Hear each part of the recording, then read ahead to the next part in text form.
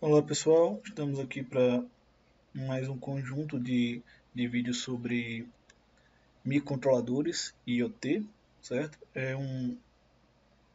Uma ideia que junta um pouco da parte teórica e a parte de programação, certo?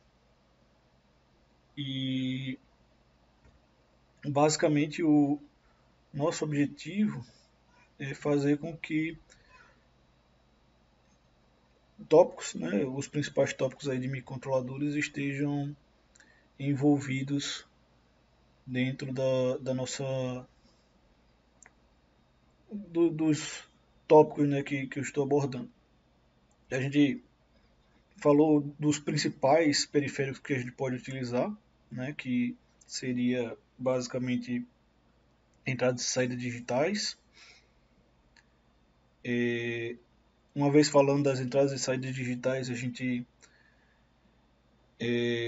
abordou também as entradas e saídas analógicas, né? Então a gente falou praticamente tudo que a gente tinha relacionado com GPIOs. Então fizemos algumas aplicações, né, ou pelo menos falamos sobre algumas aplicações de display de 7 segmentos, display LCD, acionamento de motores que a gente faz digitalmente e também utilizando PWM, também é um módulo que tem nos microcontroladores. Também falamos sobre outras coisas, né, importantes que tem a ver com entradas e saídas, como interrupções. A gente usou uma interrupção de entrada e saída, quer dizer, na verdade de entrada, né? Então quando alguém faz alguma coisa, aperta um botão, sei lá, alguma coisa, o microcontrolador responde a isso de uma maneira de certa forma paralela, né? Porque existe um módulo para lidar com essa interrupção de entrada e saída. E também em relação a entradas e saídas analógicas, a gente viu como é que funciona o ADC, até o princípio, né, de construção do próprio ADC. E aí seguimos para a gente poder falar sobre o DAC. Aí também teve da parte digital, né? E também porque tem alguns conceitos que são híbridos aí, digamos assim. O I2C, que é a comunicação, que tem que é uma comunicação digital, né? A gente usa GPIOs para criar um sinal, de certa forma que vai enviar a informação que a gente quer. E agora a gente está falando, ou a gente vai falar, sobre uma comunicação, é uma forma de comunicação que leva em consideração a, o sinal sendo analógico. Né? Então a gente vai receber e enviar sinais analógicos de comunicação, que seria o sinal de Wi-Fi. Só que nós vamos, dentro do microcontrolador, se comunicar digitalmente. Né? Então vai ter uma conversão do sinal do microcontrolador no sinal de radiofrequência, no sinal sem fio, né? Na frequência de 2 GHz, aí, nessa faixa. E, enfim, né, vamos trabalhar aqui um pouco sobre essa perspectiva, tanto olhando para o ESP8266 quanto para o ESP32. Eu vou apresentar aqui os códigos e um pouco do princípio, como é que funciona a comunicação Wi-Fi nesses dois dispositivos, né? E aí a gente segue falando das implementações computacionais que a gente pode ter para cada um deles. Eu posso pensar em envolver agora, pelo menos na próxima aula, outros tópicos relacionados à comunicação Wi-Fi, certo? Eu estou pensando em falar um pouco sobre como é a comunicação utilizando comandos AT, que é uma coisa que tem no ESP01, que você programa mais utilizando a porta serial. Né? Não é a programação como eu vou mostrar aqui, que é a programação diretamente para o microcontrolador, utilizando as estruturas do fabricante. Né? Tem esse outro, que talvez fique para a próxima aula, que é utilizando comandos AT, que eu tenho inclusive algum material sobre isso. E tem a segunda, uma outra coisa também que talvez eu chegue a falar, que seria comunicação HTTP. Né? Como é que a gente consegue fazer comunicação HTTP utilizando o ESP. E aí tem algumas coisas relacionadas, porque aí você pode criar uma página e pode programar para ele ter o get e o set, e tem algumas coisas ali. Eu tenho os códigos de programação, mas não tenho assim, uma apresentação mais formal sobre isso. Então a gente pode fazer uma leitura de código, né, ver como é que esse servidor HTTP funciona, e até para a gente poder relacionar, por exemplo, a gente consegue se comunicar com a REST API, a gente consegue se comunicar, por exemplo, com, sei lá, um engine de jogo como o Unreal, como o Unity, ou a gente consegue também falar com outras aplicações no computador, em outros locais, ou até com páginas web, né? Então daria para fazer alguma coisa desse tipo usando HTTP. E tudo isso, né, basicamente vai vindo os princípios que a gente vai falar aqui nessa aula, certo? Então, a ideia aqui é falar um pouco, né, sobre essa comunicação Wi-Fi. E aí, nosso objetivo, né, vai ser conhecer as diferenças entre os modos de operação do Wi-Fi, certo? A gente vai tentar configurar, vamos configurar os registradores que existem internamente da comunicação Wi-Fi, então tem vários detalhezinhos da biblioteca de comunicação Wi-Fi dentro do ESP, tanto o ESP 8266 quanto o ESP 32, que a gente precisa configurar para que você configure, por exemplo, eu quero que o Wi-Fi funcione como um roteador.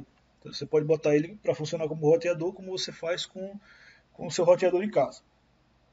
Eu quero configurar o ESP para se conectar ao meu roteador. Então, aí tem outra configuração que você pode usar para ele se conectar no seu roteador. Eu quero utilizar o ESP para funcionar como repetidor. Ou seja, ele pega uma informação, por exemplo, do roteador ou de uma outra rede, e aí cria duas redes que vão se comunicar entre si por intermédio do ESP e mandar. Você se conecta ao ESP, o ESP se conecta a esse roteador, e aí você consegue fazer uma ponte, né, enviando os dados. Pode ser que você queira fazer um repetidor para fazer automação residencial ou alguma coisa na sua casa, por exemplo. Então, dá para fazer isso aí também, né?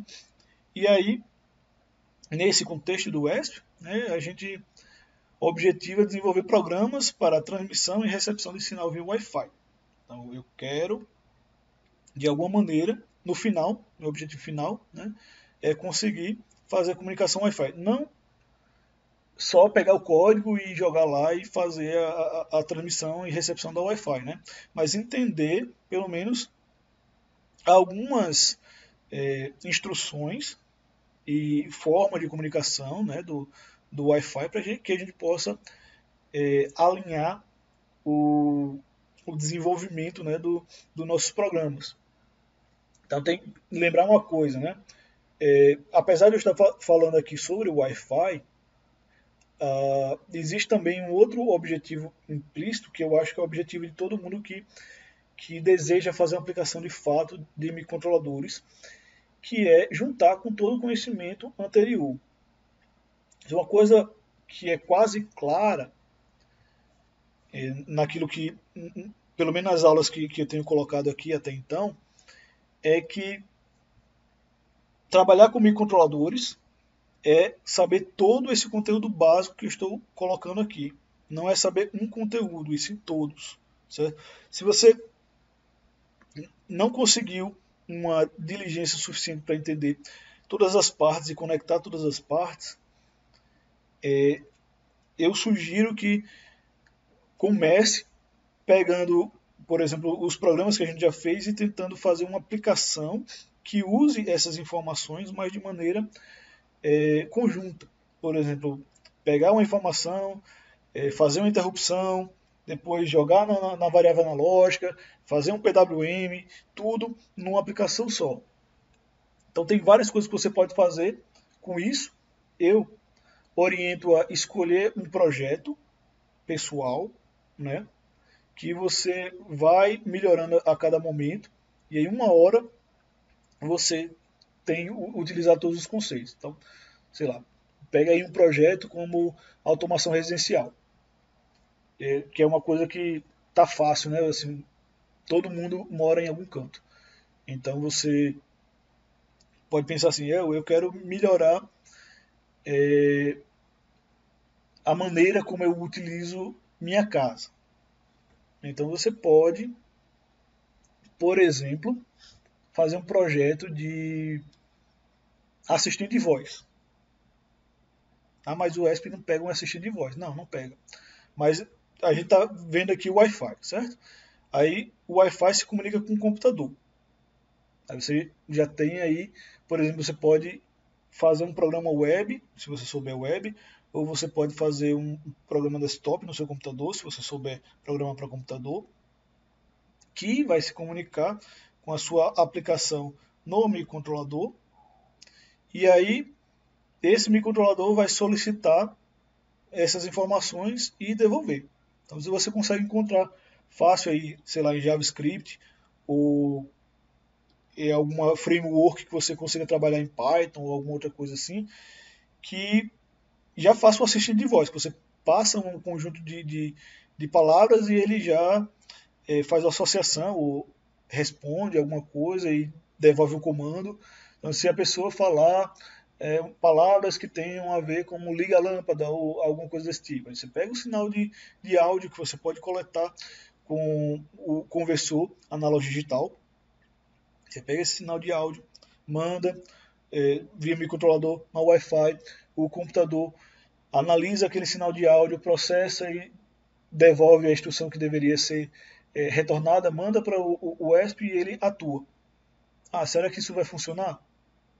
Se você dedicar tempo suficiente, em algum momento isso fica refinado. Ah, mas eu não cheguei à conclusão que o Wi-Fi não vai ser o melhor, eu vou usar Bluetooth. Se você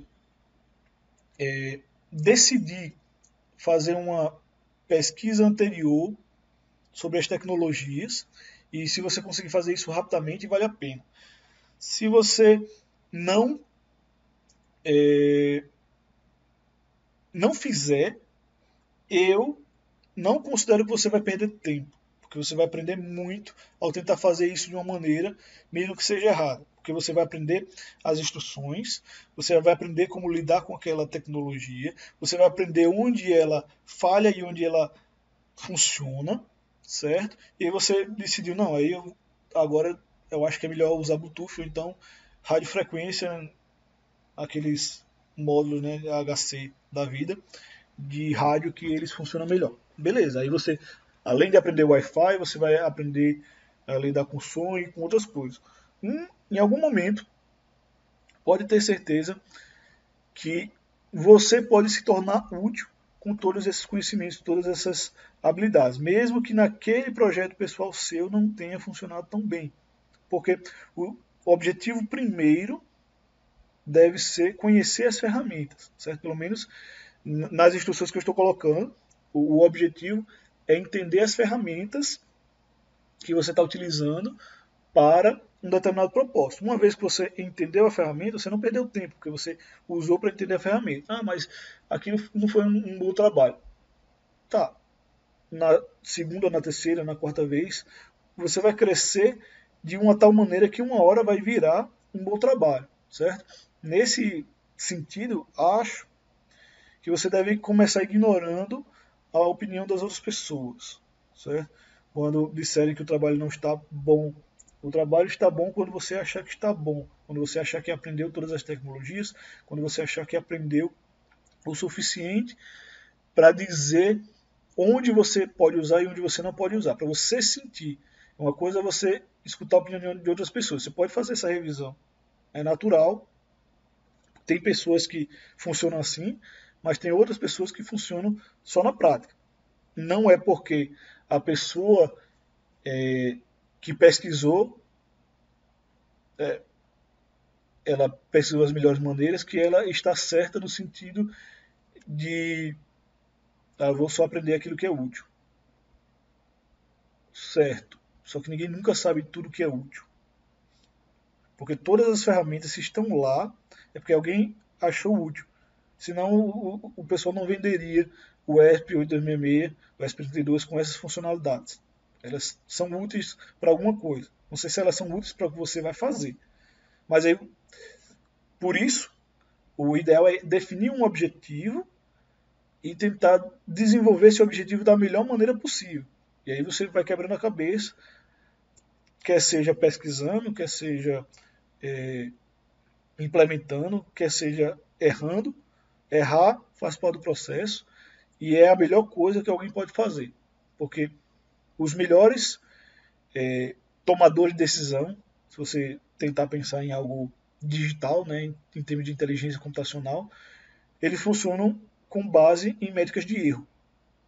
Eles só conseguem melhorar porque eles têm erro. Se não tiver erro, não tem desenvolvimento, não tem melhoria do processo. Certo? Não é por nada, é por existir um erro que você evolui. Então, se você não errar, você não evolui. Né? Se você, o erro pode ser classificado de várias maneiras, certo? Mas o principal erro que é utilizado é a diferença entre a referência e o que você tem. Então, é sempre importante imaginar algo difícil o suficiente, mas próximo de você também o suficiente para você implementar. Esse é a melhor referência, digamos assim, em termos de métrica de erro. Né? O erro não só errar porque você aleatoriamente, né? Mas você direcionar esse erro no sentido que você gostaria, no sentido da sua referência, daquilo que você gostaria de fazer. Né? E aí, nesse sentido, errar é bom, certo? Então, aqui são algumas considerações sobre geral de programação e microcontroladores nesses últimos momentos, né, de conteúdo teórico. E aí eu vou fechar esse vídeo agora e vou começar a falar sobre o Wi-Fi na sequência, certo? Então, fica aí para o próximo vídeo.